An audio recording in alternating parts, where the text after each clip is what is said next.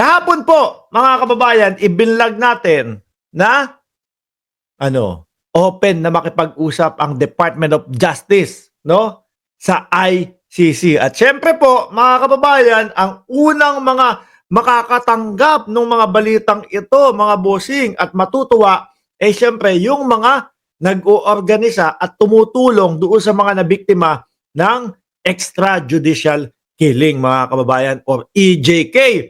Ngayon, may pahayag po si Senadora Risa Ontiveros, mga bossing chief amo. Sir, doon po sa sinabi ni Boying Remulla, Secretary Boying Remulla, mga kababayan. Ako, eto. Oh.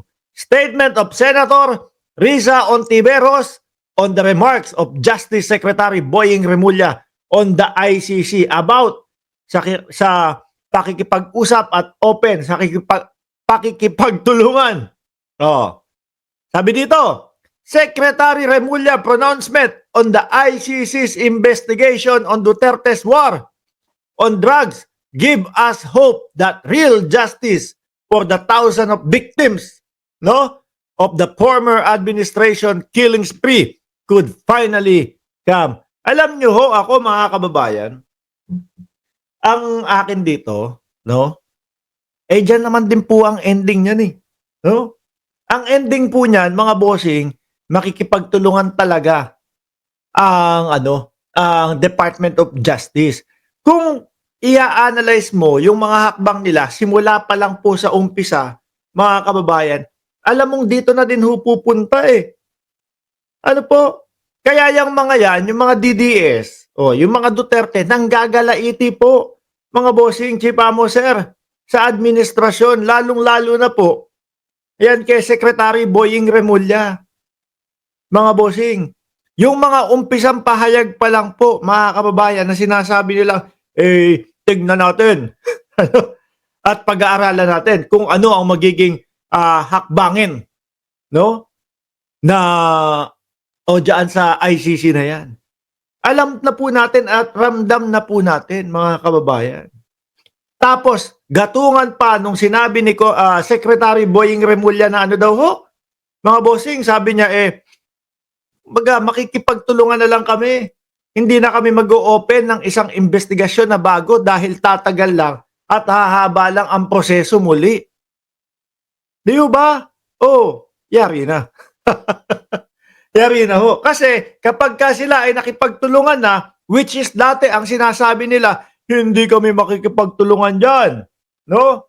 Kapag ang ICC pumasok dito at meron silang inaresto, kami ang aaresto sa kanila. Ngayon, hindi na ho.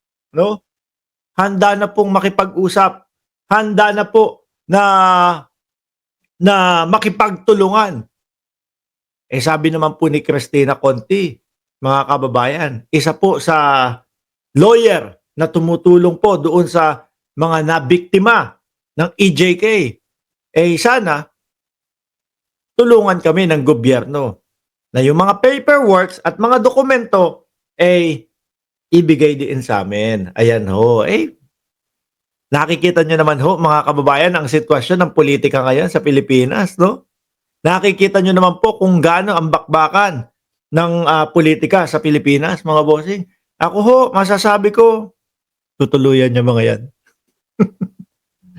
Tutuluyan yung mga yan, mga kababayan. Sabi pa dito, dagdag, kung magkaroon man ng pag-uusap sa pagitan ng ating gobyerno at ng ICC, makita sana ng gobyerno na kailangan itong tumulong sa investigasyon, di lang dahil sa treaty obligation natin, kundi lalo na para sa mga pamilya kina Kian de los Santos, Carl Angelo Arnaiz, Reynaldo Culot de Guzman, at iba pang mga pamilya na matagal nang dumadaing ng hustisya. Mga bossing, wag na tayong magpaligoy-ligoy pa ho, mga bossing. No? Yung mga politiko naman po natin, mga kababayan, yung mga nakaupo naman din ho, mga bossing, tao lang din ho yan. No? Kayo, ilagay ninyo yung sitwasyon nila sa sarili ninyo. Ano ang gagawin nyo? Syempre, banat kayo ng banat sa amin, ha?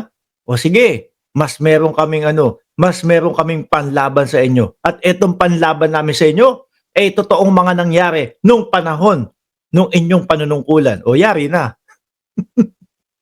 Tapos, eto pa. O sige, banat kayo ng banat sa amin ha. Kung ano-ano sinasabi nyo, bangag kami ha. O sige. Ngayon, alam namin na meron kayong hindi kayang ipaliwanag sa confidential funds. O sige, imbestigahan namin lahat yan. Ako ho, nakakapag-vlog ng mga ganito, mga kababayan. Bakit to? Wala naman din akong pinapanigan sa dalawa. Although nakasuporta po ako sa gobyerno, mga bossing, pero yung sinasabi ho ng mga DDS, yung si Mark Ramos, bayaran yan. Kung ako ho, bayaran, mga boss, hindi ko sasabihin yung pabulong-bulong natin, ano? Yung tipo bang, binabanatan nyo kami, ha? O sige, eto sa inyo. Yung tipo bang, siyempre mga tao lang din ho yan, mga boss. No? Babawi at re-rest back ho yan, mga kababayan. Di ba? Ano po ang unang reaction ng isang individual kapag sila ay inaargabyado at walang katotohanan yung mga ibinibintang sa kanila, at lalo na kapag yung kumbaga gawa-gawa lang. Ano unang reaction nyo? Aba, re-rest backan namin kayo. O di ho ba? Mga bossing, may pang rest back po ang mga nasa posisyon. May pang rest back po. Sige. Imbestigahan namin yung nakikita namin mga butas sa inyo. Ganun. Di ho ba, mga kababayan? Pero siyempre ho, mga boss chief, sir, kaakibat ng pag-iimbestiga na hunay din na yan, mga kababayan, para na din po doon sa ikabubuti at ikauunlad ng bansang Pilipinas, mga kababayan. No? Nakikita nila, problema talaga itong mga ito. At talagang lumabag sa karapatang pantao, lumabi sa kanilang kapangyarihan. Yari kayo. No? Ito kami. Makikipagtulungan kami dahil yung mga biktima hanggang ngayon patuloy pa ding tumatangis at umiiyak. Di ba? Tapos idagdag pa ho natin diyan sa topic na yan, mga bossing. Idagdag pa ho natin. Eto, nasan ba yung kay kay Inday Sara, mga bossing chief, sir.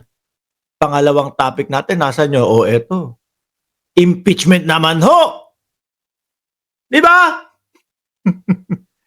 Meron pong pagtitipon na magaganap at nananawagan po si former Senator Antonio Sani Trillanes IV na daw ho, we are inviting everyone to join the